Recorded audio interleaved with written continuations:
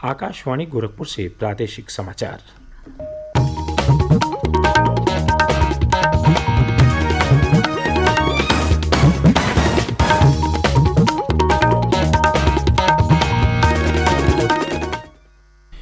नमस्कार, समाचार बुलेटिन के साथ मैं वेद प्रकाश पाठक। पहले मुख्य समाचार। उपराष्ट्रपति एम वेंकैया नायडू राज्य की 2 दिवसीय यात्रा पर कल लखनऊ पहुंचे। आज अयोध्या में रामलला के दर्शन के बाद काशी की गंगा आरती में होंगे शामिल। प्रधानमंत्री नरेंद्र मोदी ने नई दिल्ली में प्रधानमंत्री संग्रहालय का किया शुभारंभ। कहा, भारत लोकतंत्र की जननी है और समय के साथ इसमें लगातार बदलाव आया है।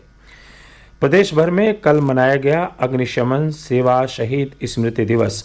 मुख्यमंत्री योगी आदित्यनाथ ने अग्निशमन सेवा को और अधिक मजबूत करने की आवश्यकता पर दिया बल। और संविधान शिल्पी डॉक्टर भीमराव अंबेडकर की 131वीं जयंती पर कल प्रदेश भर में हुए विविध आयोजन।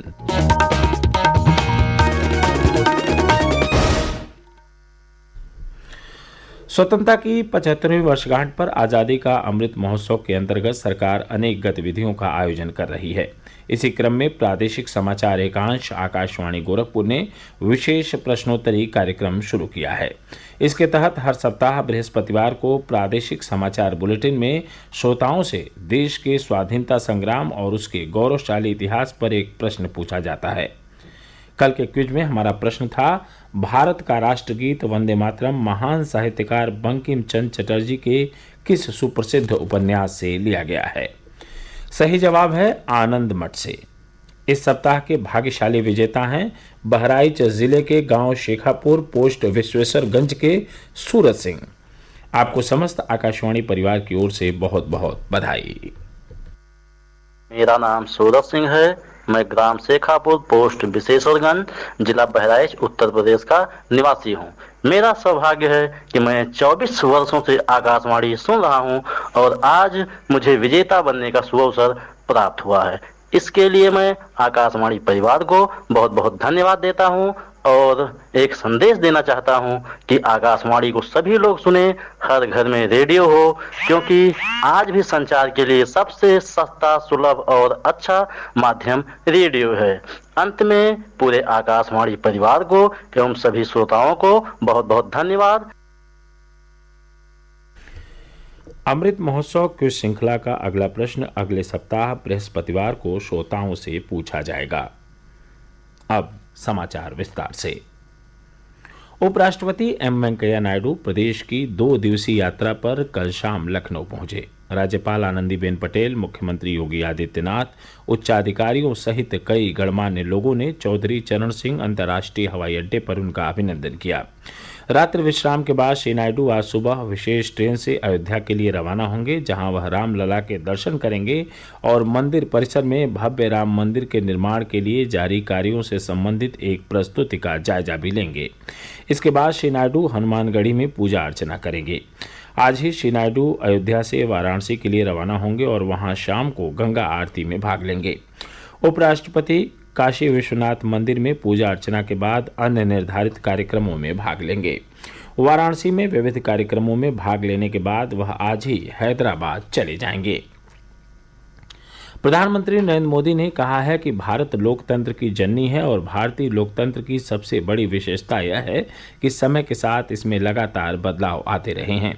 कल नई दिल्ली के 3 मूर्ति एस्टेट में प्रधानमंत्री संग्रहालय का उद्घाटन करते हुए श्री मोदी ने कहा कि हमारे देश का लोकतंत्र हमें नवाचार और नए नए विचारों को आत्मसात करने के लिए प्रेरित करता है। भारत लोकतंत्र की जननी है। भारत के लोकतंत्र की बड़ी विशेषता ये भी है कि समय के साथ इसमें निरंतर बदलाव आता रहा है।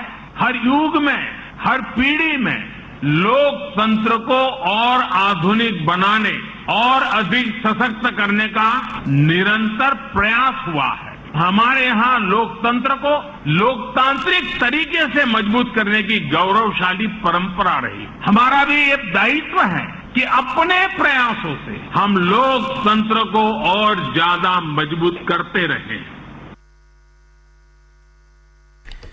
श्री मोदी ने कहा कि दूर दराज के ग्रामीण इलाकों से और बेहद गरीब तथा किसान परिवार से होते हुए भी यदि कोई व्यक्ति राष्ट्र का प्रधानमंत्री बन सकता है तो यह भारतीय लोकतंत्र की महान परंपराओं में देश के विश्वास को और मजबूत करता है। प्रधानमंत्री ने कहा कि स्वाधीनता के बाद हर सरकार ने भारत को उस ऊंचाई तक ले जाने में अपना योगदान दिया है जहां पर वह आज मौजूद है। श्री मोदी ने कहा कि प्रधानमंत्री संग्रहालय प्रत्येक सरकार की साझी विरासत का जीवंत प्रतिबिंब बन चुका है। उन्होंने कहा कि यह संग्रहालय ऐसे समय में बना है जब देश आज़ादी के 75 वर्ष मना रहा है। प्रधानमंत्री ने कहा कि संग्रहालय ज्ञान, विचारों और अनुभवों के प्रवेश द्वार के रूप में काम करेगा। आजादी का ये अमृत काल देश के लिए बहुत अहम है। मुझे विश्वास है कि ये नवनिर्मित प्रधानमंत्री संग्रहालय भविष्य के निर्माण का भी एक ऊर्जा केंद्र बनेगा। अलग अलग दौर में लीडरशिप की क्या चुनौतियां रही, कैसे उनसे निपटा गया, इसको लेकर भी भावी पीढ़ी के लिए ये एक बड़ी प्रेरणा का माध्यम बनेगा। प्रधानमंत्री ने कहा कि संग्रहालय में देश के 14 पूर्व प्रधानमंत्रियों की जीवन यात्रा तथा उनके कार्यों को दर्शाया गया है। श्री मोदी ने कहा कि संग्रहालय का उद्देश्य नई पीढ़ी को स्वतंत्रता के बाद से अब तक हुए सभी प्रधानमंत्रियों के नेतृत्व, उनकी दूरदृष्टि और उपलब्धियों से परिचित कराना है। प्रादेशिक समाचार आप आकाशवाणी गोरखपुर से सुन रहे हैं। यह समाचार बुलेटिन हमारे YouTube channel AIR news Gorakhpur और ट्विटर हैंडल AIR न्यूज़_GKP पर भी उपलब्ध है। मुख्यमंत्री योगी आदित्यनाथ ने राज्य में अग्निशमन सेवा को और अधिक मजबूत करने की जरूरत पर बल दिया है।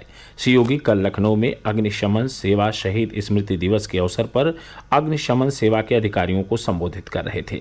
उन्होंने कहा कि आग से प्रदेशवासियों की सुरक्षा में अग्निशमन सेवा की अहम भूमिका है।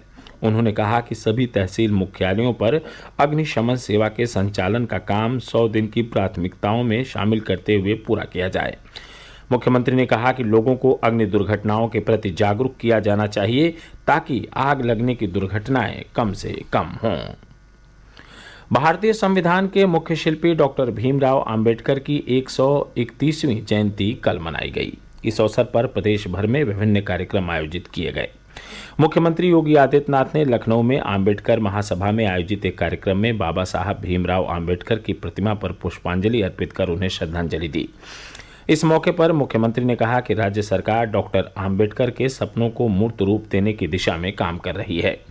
डॉक्टर भीमराव आम्बेडकर विश्वविद्यालय के स्थापना दिवस पर आयोजित कार्यक्रम को संबोधित करते हुए श्री योगी ने कहा कि भारत के संविधान शिल्पी के रूप में बाबा साहेब को पूरी दुनिया सम्मान देती है। हमें ऐसे महापुरुषों के जीवन से प्रेरणा लेकर समाज और देश के लिए काम करना चाहिए। वाराणसी में आयोजित सामाजिक समरसता गोष्ठी में केंद्रीय महिला और बाल विकास मंत्री स्मृति ईरानी ने कहा कि डॉक्टर भीमराव आम्बेडकर के विचार आज भी प्रासंगिक हैं। बसपा प्रमुख और पूर्व मुख्यमंत्री मायावती ने लखनऊ में पार्टी कार्यालय में आयोजित कार्यक्रम में डॉक्टर भीमराव आम्बेडकर को श्रद्धांजलि अर्पित करते हुए उनके संघर्षों पर मर मिटने का संकल्प दोहराया। मेरठ में आम्बेडकर जयंती पर आयोजित विचार गोष्ठी में केंद्रीय मंत्री जनरल VK सिंह और स्थानीय सांसद राजेंद्र अग्रवाल ने लोगों से उनके उद्देश्यों को जीवन में आगे लेकर चलने का आह्वान किया। बाराबंकी में भारतीय जनता पार्टी द्वारा आयोजित संगोष्ठी में प्रदेश के कृषि मंत्री सूर्य प्रताप शाही ने कहा कि बाबा साहेब जाति प्रथा के मुखर विरोधी थे।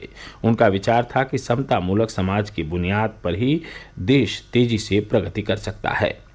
सिद्धार्थनगर जिला मुख्यालय पर एक विशेष कार्यक्रम में बाबा साहेब आम्बेडकर को श्रद्धांजलि अर्पित की गई, जिसमें स्थानीय सांसद जगदम्बिका पाल सहित जिले के विधायकगण शामिल हुए। कुशीनगर के राजकीय बौद्ध संग्रहालय में डॉक्टर भीमराव आम्बेडकर के योगदान विषय पर एक छायाचित्र प्रदर्शनी लगाई गई और संगोष्ठी का आयोजन किया गया। सूचना और प्रसारण मंत्रालय के क्षेत्रीय लोक संपर्क ब्यूरो और नेहरू युवा केंद्र वाराणसी के संयुक्त तत्वावधान में गोष्ठी, समूह चर्चा और पदयात्रा का आयोजन किया गया। और अंत में इस बुलेटिन के मुख्य समाचार एक बार फिर।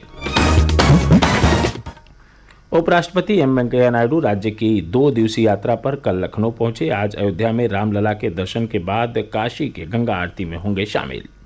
प्रधानमंत्री नरेंद्र मोदी ने नई दिल्ली में प्रधानमंत्री संग्रहालय का किया शुभारंभ। कहा, भारत लोकतंत्र की जननी है और समय के साथ इसमें लगातार बदलाव आया है।